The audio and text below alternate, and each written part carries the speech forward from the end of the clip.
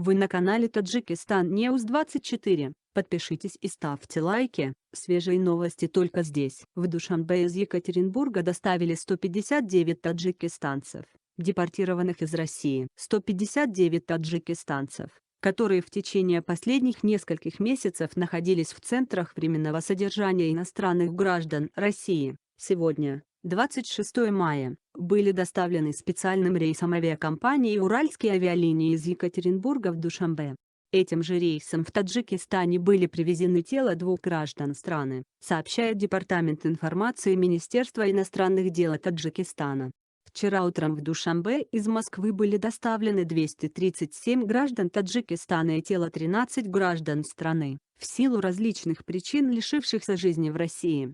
Из общего числа вернувшихся граждан, 197 человек находились в центрах временного содержания иностранных граждан и были возвращены на родину после депортации бесплатно. Остальные пассажиры спецрейса авиакомпании «ЮТЭЙР», прибывшего в Душанбе за российскими учителями, покупали билет на данный рейс за свой счет.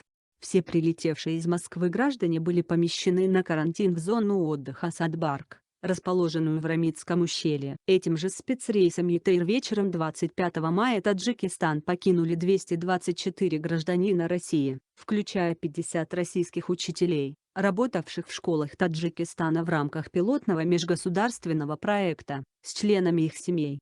Сегодня в Душанбе прилетит еще один рейс из России, из Красноярска, который, возможно, также доставит застрявших в России таджикистанцев домой, и на обратном пути заберет россиян.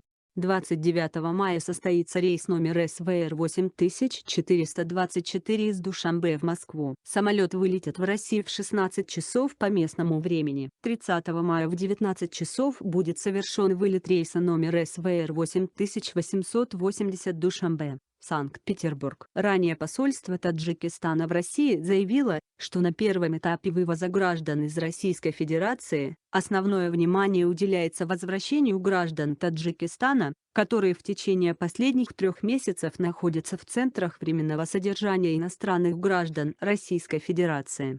В связи с этим, на этой неделе по согласованию с российскими соответствующими ведомствами, все граждане Таджикистана, оставшиеся в центрах временного содержания, будут возвращены на родину.